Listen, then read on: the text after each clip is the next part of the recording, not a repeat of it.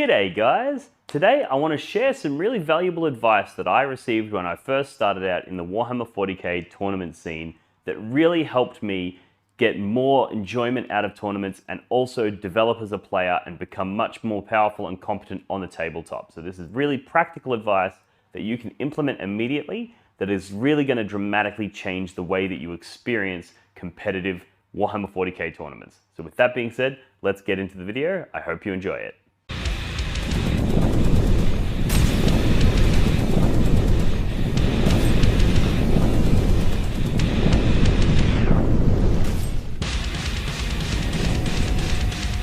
Welcome to the Black God.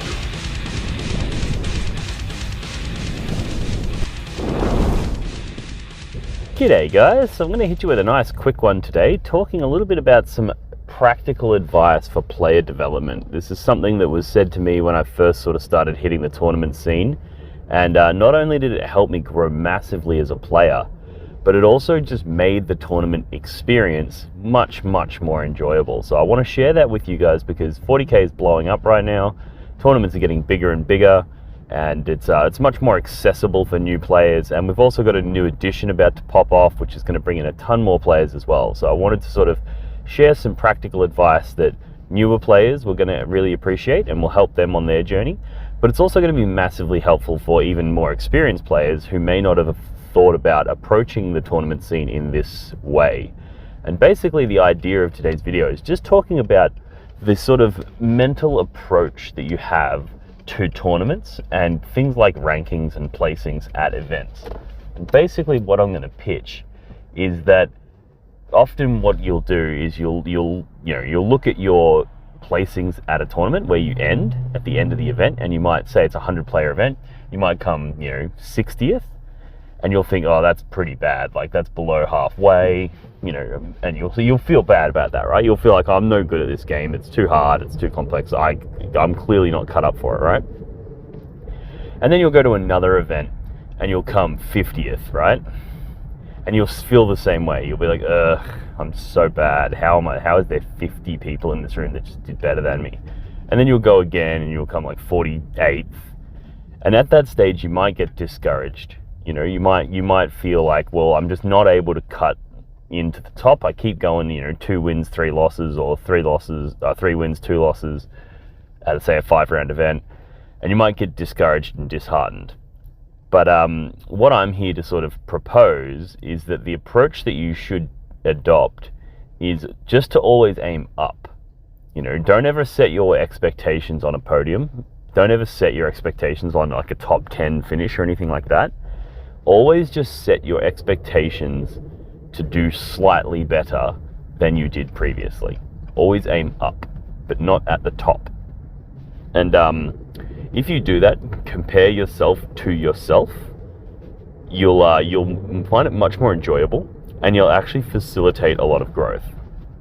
So the idea here is, say the first event you come 50th, or the first event you come 60th, and you feel bad about it, but then at the next event when you come 50th, you've actually performed better than you performed at the last event.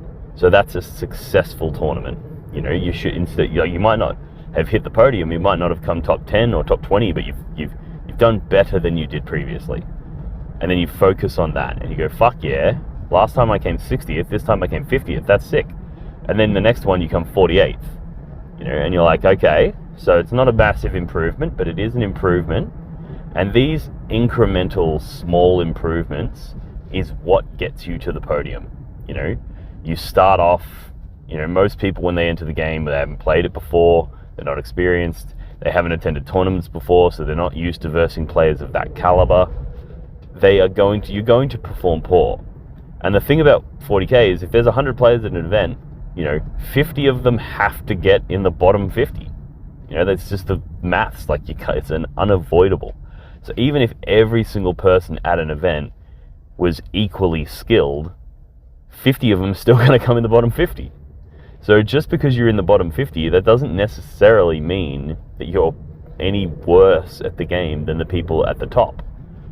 Obviously it's an indication that you're not performing as well, but you could have just got bad luck, they could have just got good luck, You know, you might have just been having a bad day where you've made mistakes. You know, that happens to all of us, you know. So, you know, just because someone's got a really high placing at an individual tournament doesn't actually mean that much. So focusing on that and focusing on trying to make sure that you're the one that's on the podium isn't really conducive of like growth on a player level.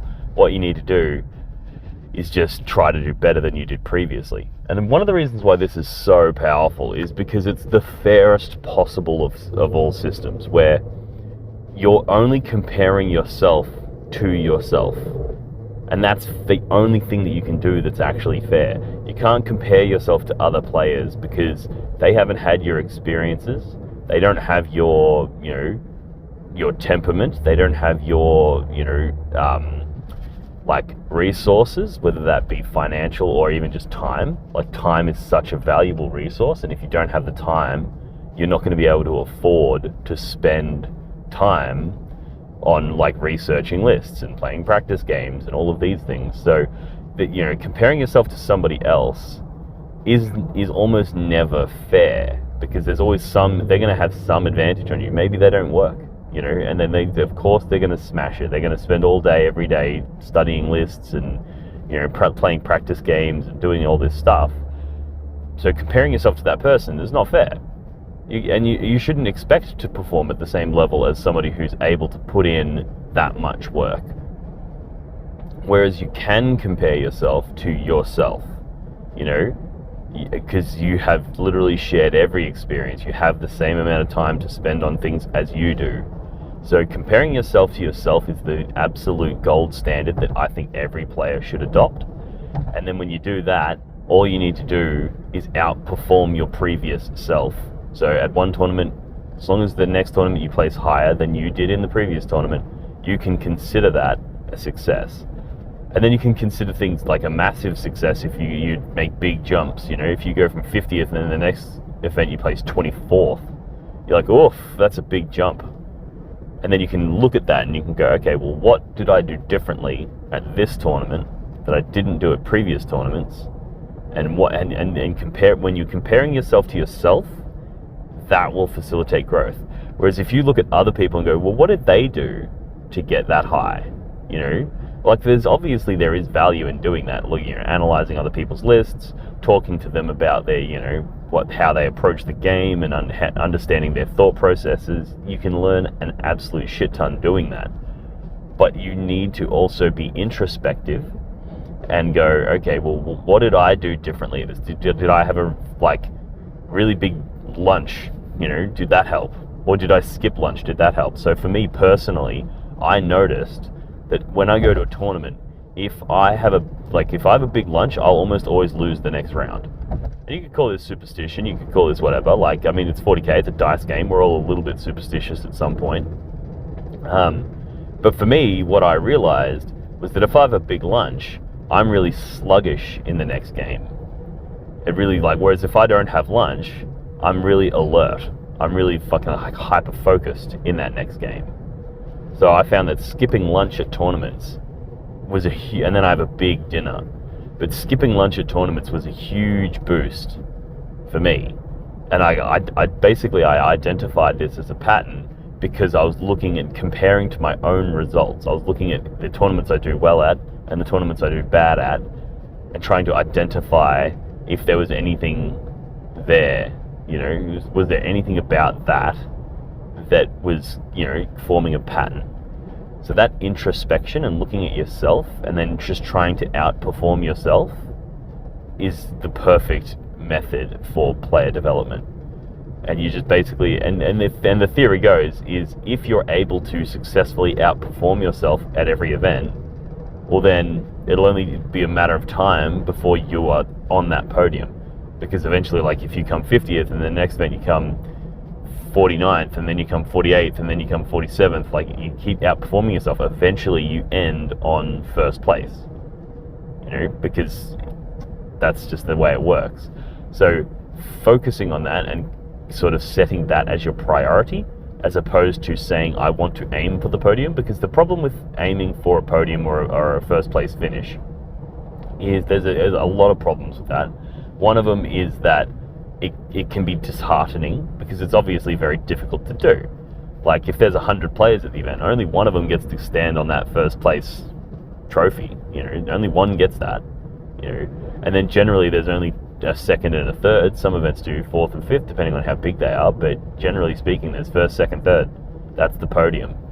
Like that's 3% of the field of a 100-player event. And then if you go to an even bigger event, like it becomes even less. So setting that as your goal, setting that as your target, is you're setting yourself up for disappointment in a big way. So I strongly recommend all you do is look at your previous performance, average it out, so maybe, on average I come around 40th. Sometimes I come 30th, sometimes I come 50th. So on average I come around 40. I need to pump that average up. So you set yourself a standard, like I'm not allowed to come below 40. So what have I got to do to make that happen? And that's a very achievable goal. You go, okay, cool. All I need to do is refine my list a little. I don't need to go and buy the latest top meta army. I can just go, cool, my army's dog shit. I keep getting tabled. Maybe I need to buy one more transport unit. Maybe I need to buy another rhino for my berserkers. Get that painted up before the next tournament, and then run the exact same list, but swap one unit of fucking jackals out for a rhino or something like that. And now instead of having a unit of jackals that just gets blasted off the table, you've got a rhino that has the berserkers that were previously also getting blasted off the table inside of it. And then you play that, and you go, cool, did that work? Yes. That's that. Instead of getting 50th, I got 32nd. Cool. So I scored higher than my average, which brings your average up. You reset your average and you go, cool, now my average is 37th because I got a decent win, so I've got to make sure I go above that. And you just keep doing that,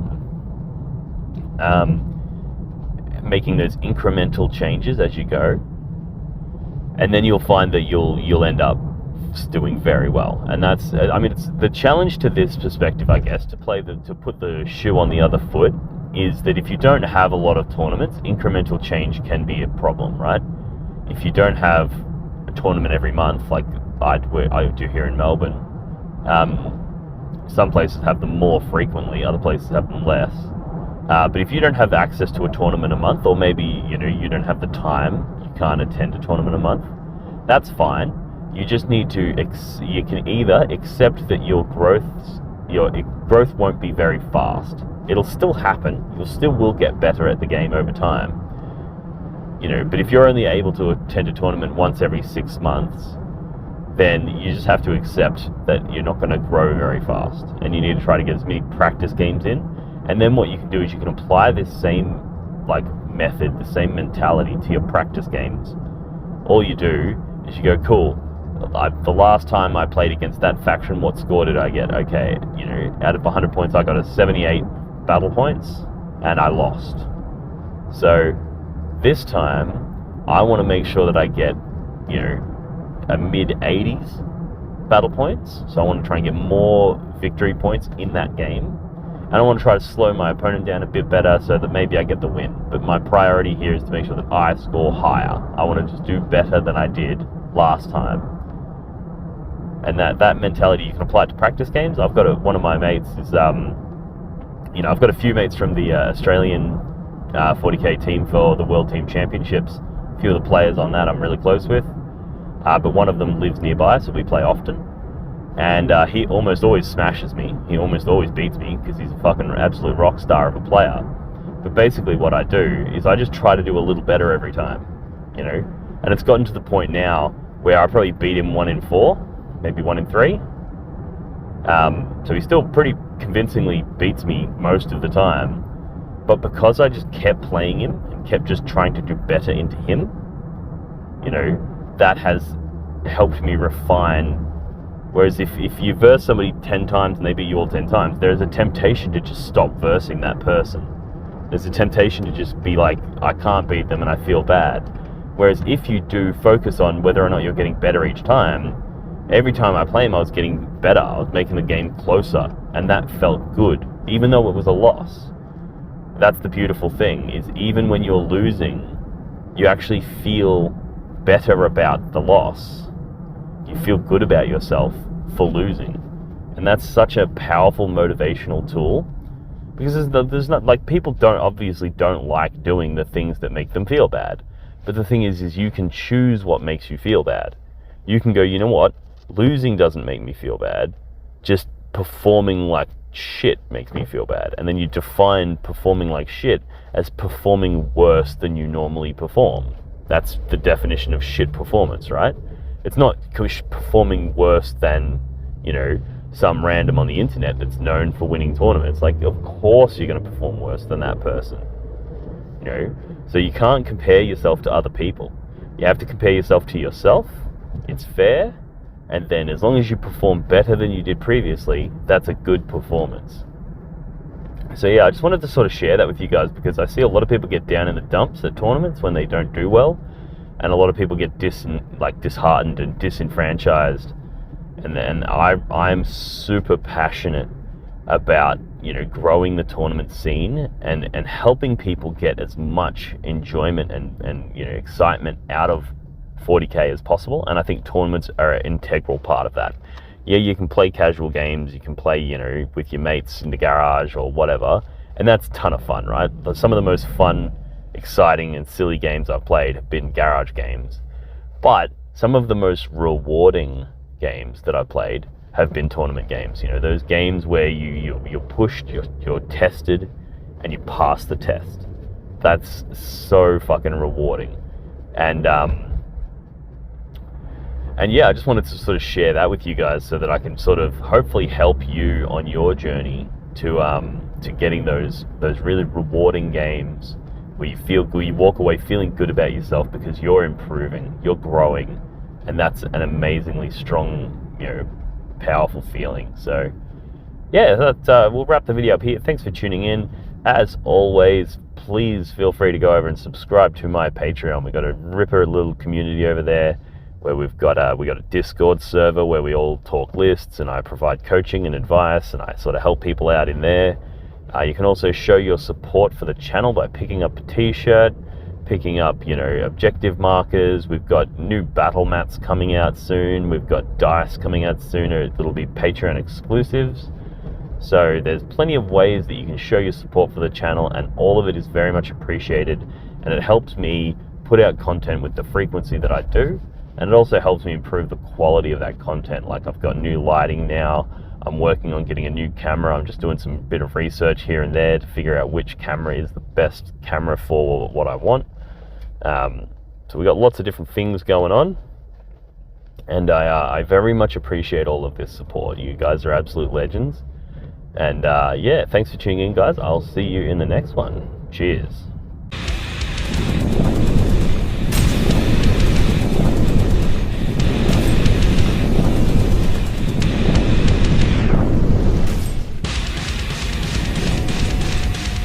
Welcome to the Black God.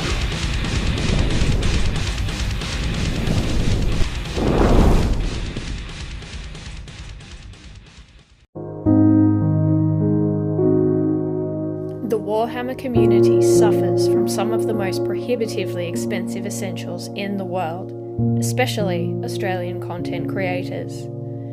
Every single day, Dean wants to create content, but he can't. Suffering from old, worn-out brushes, expensive model kits, and costly software and equipment he can't endure much longer. Just look at this dirty paint water. Would you drink this? Would you let your child? Even a small monthly donation can help provide Dean with clean paint water, basic tools for survival, and access to life-saving information and education. So please, follow the links in the description below and find out how you can sponsor a mad cunt like Dean today and end the suffering. Suffering that is cruel, unsustainable, and your fault.